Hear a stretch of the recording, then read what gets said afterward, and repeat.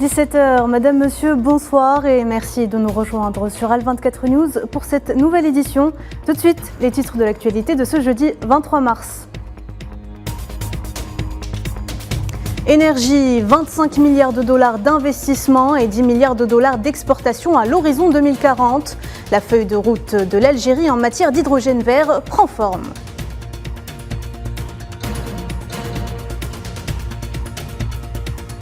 Situation en Palestine, 9 membres de l'ONU dénoncent le fait colonial sioniste et rappellent le caractère illégal des colonies.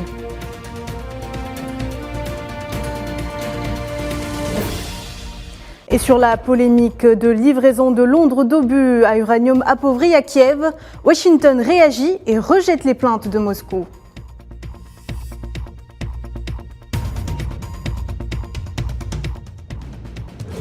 France, réforme des retraites. Ni le discours de Macron, ni le ton menaçant qu'il a employé n'ont dissuadé les manifestants déterminés à aller jusqu'au bout.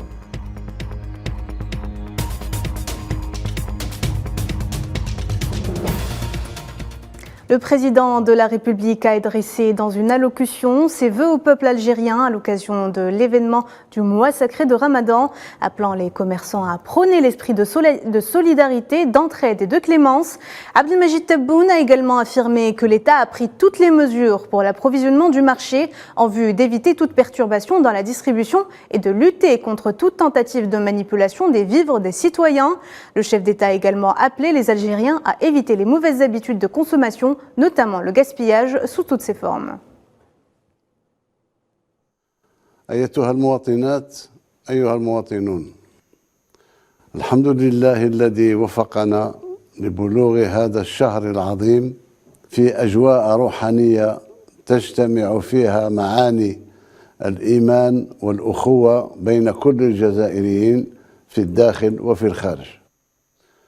وبهذه المناسبة إنني أهيب بتجارنا النزهة وهم الأغلبية وبالأخص تجار الأحياء أن يساهموا كما عاهدناهم في زرع وبث روح التضامن والتعاون والرحمة وبعث قيم الجزائر المتأصلة في مثل هذه المناسبات. لقد اتخذت الدولة كافة التدابير فيما يتعلق بتموين السوق احترازا من أي تذبذب في التوزيع أو تلاعبات بقوت المواطنين، كما أدعو مواطنينا ومواطناتنا إلى تجنب العادات الاستهلاكية السيئة وخصوصا التبذير بكل مظاهره. وفي الأخير أهنئكن وأهنئكم أنتم والجالية الجزائرية في الخارج بحلول هذا الشهر الكريم. Énergie, les portes des BRICS s'ouvrent grand à l'Algérie. Le président algérien a affirmé lors d'un entretien accordé à la chaîne qatari Al Jazeera que la majorité des pays membres de l'organisation sont favorables à l'admission du pays, compte tenu notamment de sa place importante en tant que plus grand pays arabe et africain, premier exportateur de gaz en Afrique et quatrième plus grande économie sur le continent. La décision d'adhésion devrait être prise durant la prochaine réunion du groupe prévue cet été. 25 milliards de dollars d'investissement et 10 milliards de dollars d'exportation à l'horizon 2040. La feuille de route de l'Algérie en matière d'hydrogène vert prend forme. Le pays cible également 10% de part de marché en Europe. Les avantages comparatifs du secteur énergétique algérien en la matière le placent parmi les meilleurs prétendants à un essor dans le segment de l'hydrogène. Kheddin Batash. Le développement de la filière hydrogène en Algérie fait l'objet d'un intérêt grandissant. Qu'elle soit verte, bleue ou grise, cette source d'énergie d'avenir est au cœur d'une stratégie visant à porter le volume des investissements dans l'hydrogène à l'horizon 2040 à 25 milliards de dollars. La feuille de route nationale a fait l'objet d'un atelier dédié à sa vulgarisation auprès des différents protagonistes du secteur énergétique en Algérie.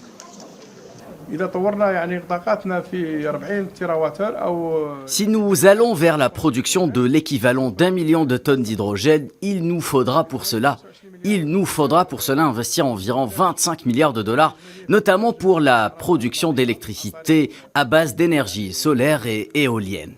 L'Algérie cible également un volume d'exportation de 10 milliards de dollars avec une part de marché de 10% au niveau de l'Europe, très friande de ce nouveau Graal énergétique.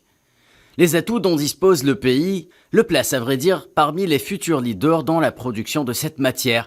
D'abord, le potentiel en matière d'énergie solaire apparaît comme l'avantage comparatif numéro 1 de l'Algérie. Elle permettra de fournir l'électricité nécessaire à l'opération de l'électrolyse, procédé utilisé pour générer de l'hydrogène vert. مبين يعني الأسواق الواعدة لأوروبا هي السوق يعني الجزائرية. Le marché algérien figure parmi les marchés porteurs pour l'Europe, au vu de la proximité géographique et les infrastructures de gaz qui lient les deux parties. C'est pour cela que notre stratégie cible la production de l'équivalent d'1 million de tonnes d'hydrogène, une quantité qui représente 10% de part de marché des importations européennes. L'autre facteur qui pousse l'Algérie à vouloir accélérer la mise en place de sa stratégie en matière d'hydrogène, c'est son engagement vers la diversification de ses ressources d'énergie, dans le cadre d'un mix énergétique faisant la part belle aux énergies renouvelables, dégageant par la même occasion de nouvelles perspectives pour l'exportation de gaz naturel. Une vision qui nécessite néanmoins l'instauration d'une chaîne de valeur incluant les segments de la production, le stockage, le transport et l'exploitation. Des projets de partenariat à long terme avec des partenaires étrangers désireux de faire de l'hydrogène l'une de leurs premières sources énergétiques à l'avenir ont été poncés en conséquence. En Tunisie, les envois de fonds des Tunisiens résidant à l'étranger se sont élevés à plus de 3 milliards de dollars en 2022, soit une augmentation d'environ 10% par rapport à l'année précédente. La valeur des transferts en 2021 s'est élevée à 2,7 milliards de dollars américains. À noter que les envois de fonds des Tunisiens à l'étranger sont considérés comme l'une des sources les plus importantes de devises étrangères, en plus du secteur touristique.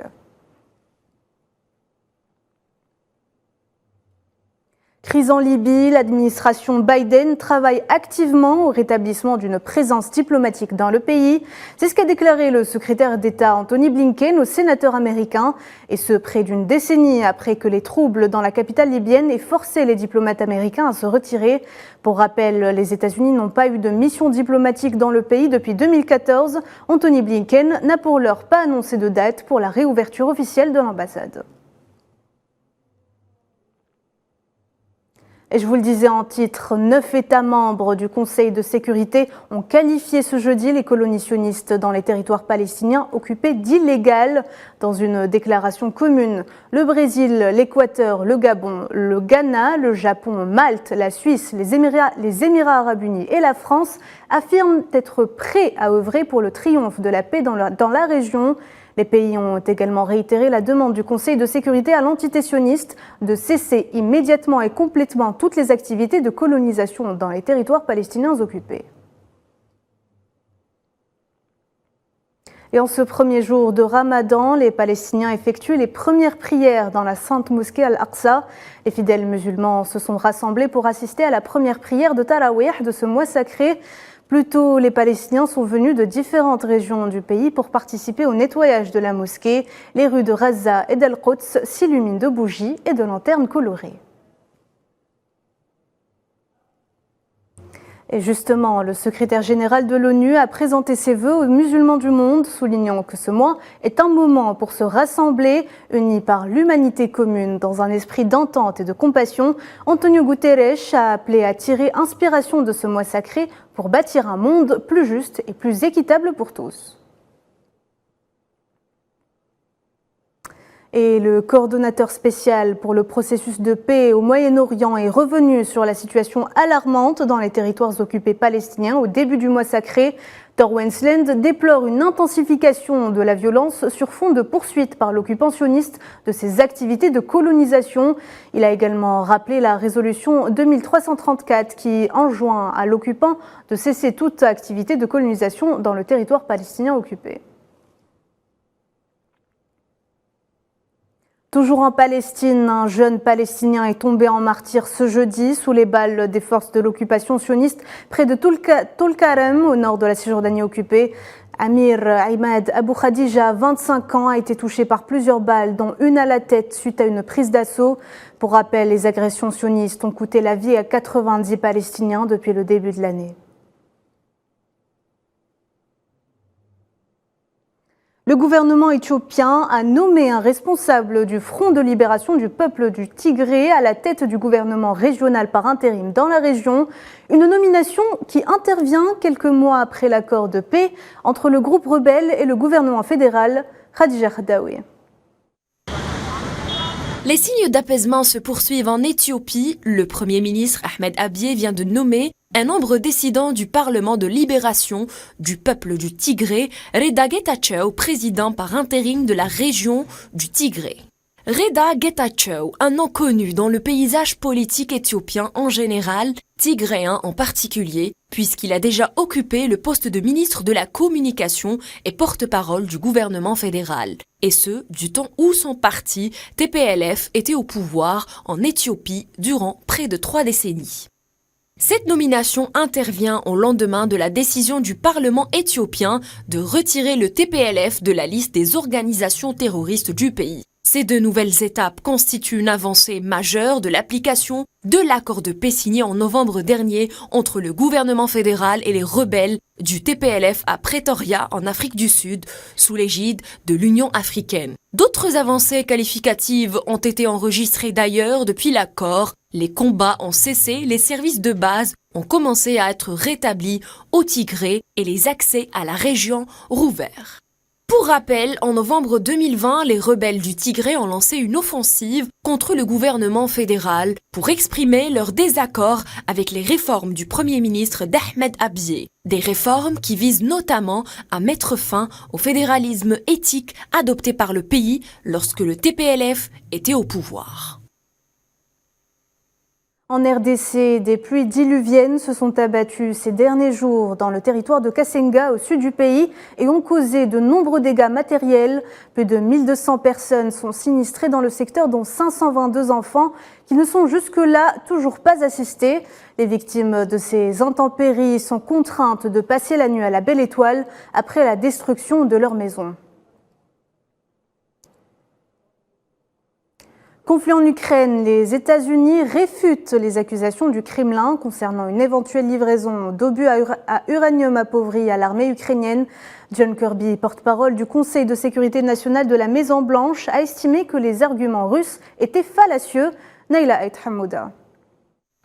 Nouvelle tension entre Moscou et Washington sur fond de conflit en Ukraine. Les États-Unis ont rejeté les plaintes de Moscou sur la livraison d'obus à uranium appauvri à Kiev. De son côté, Moscou avait jugé qu'un tel choix représenterait une aggravation sérieuse du conflit, menaçant de répliquer. John Kirby, porte-parole du Conseil de sécurité nationale de la Maison-Blanche, a estimé que les arguments russes étaient fallacieux. Nous ne fournissons pas d'uranium appauvri. Je pense qu'il est important de se souvenir de quoi il s'agit.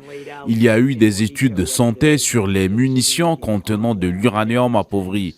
Ce n'est pas une menace radioactive. Cela relève du domaine nucléaire, ni de près ni de loin. John Kirby a rajouté que ces obus efficaces contre les chars et les véhicules blindés ne sont pas radioactifs et ne s'approchent même pas de la catégorie des armements nucléaires. C'est un type de munition commun utilisé particulièrement pour sa capacité de perforation de blindage, dira John Kirby, prévenant que si Moscou s'inquiète pour ces tanks et les soldats qui les opèrent, ils peuvent simplement leur faire traverser la frontière pour les ramener en Russie. Les États-Unis sont de loin la première source d'aide militaire à l'Ukraine, mais ne fournissent pas d'uranium appauvri, conclut le porte-parole de la Maison-Blanche. Rappelons que les plaintes de Moscou sont justifiées par les déclarations de la vice-ministre de la Défense britannique, Annabel Goldie, qui annonce bel et bien la livraison d'armes en uranium appauvri à Kiev. Ces annonces ont enflé la polémique et pourraient exacerber les tensions entre Moscou et l'Occident, qui se traduit sur le terrain par la recrudescence des combats, notamment à Bakhmout et Zaporijia, où le risque nucléaire est très présent. Réforme des retraites, les Français ne décolèrent pas au lendemain de l'intervention télévisée d'Emmanuel Macron. Plusieurs secteurs sont touchés par les grèves, ralentissant ainsi les activités aux quatre coins de l'Hexagone. Safwan Ben Sabri. Quand il défile, au lendemain de la prise de parole tant attendue d'Emmanuel Macron, à défaut de s'apaiser, la situation dans l'Hexagone connaît un regain de tension. De nombreuses infrastructures risquent d'être à l'arrêt. Au niveau national, on dénombre 15% de stations-service en situation de pénurie de carburant. Dans certaines régions, on annonce d'ores et déjà un rationnement des quantités de carburant disponibles à la vente. Dans le secteur des transports, la situation n'est pas meilleure. On annonce un taux de grévistes de 25%, plus d'un conducteur de train sur deux est en grève, ainsi que 39% de contrôleurs, alors que 20% des vols risquent d'être annulés. Dans l'éducation, un enseignant sur 4 est en grève, un taux qui ne baisse pas depuis début mars. La mobilisation dans la rue, quant à elle, ne faiblit pas. À Marseille, une large mobilisation intersyndicale a arpenté la ville, alors que le discours de Macron semble inaudible pour une large frange de la société. À Paris, au cœur de la révolte, la place de la Bastille a été prise d'assaut par les manifestants, visiblement déterminés à faire perdurer le mouvement social.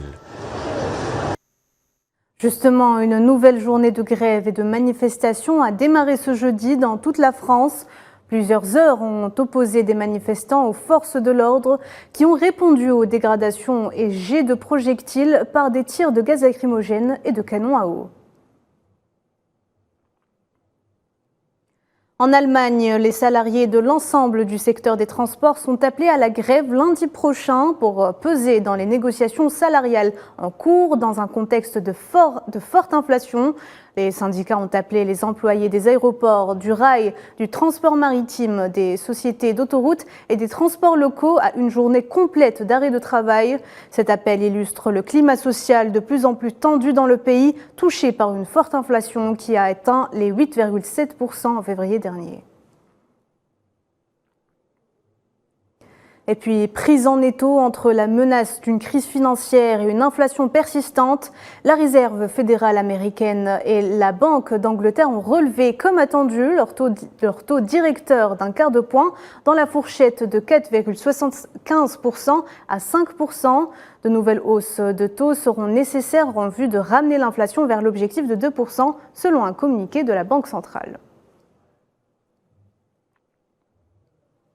Plusieurs influenceurs de TikTok se sont rendus dans la capitale américaine Washington cette semaine pour s'opposer à son éventuelle interdiction. Pour rappel, le gouvernement américain envisage une interdiction totale de l'application filiale du groupe chinois ByteDance.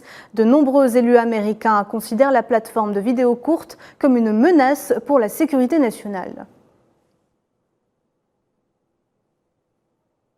Et avant de conclure cette édition, un séisme de magnitude 6,5 sur l'échelle de Richter a frappé l'ouest de l'Argentine à 84 km de la ville de San Antonio de las Cobres.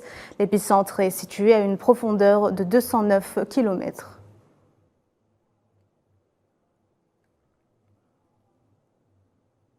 C'est la fin de ce journal. Merci de l'avoir suivi. Vous pouvez revoir ce programme sur nos réseaux sociaux ou en scannant le QR code qui s'affiche en bas de votre écran. L'information continue sur Al24 News. Au revoir.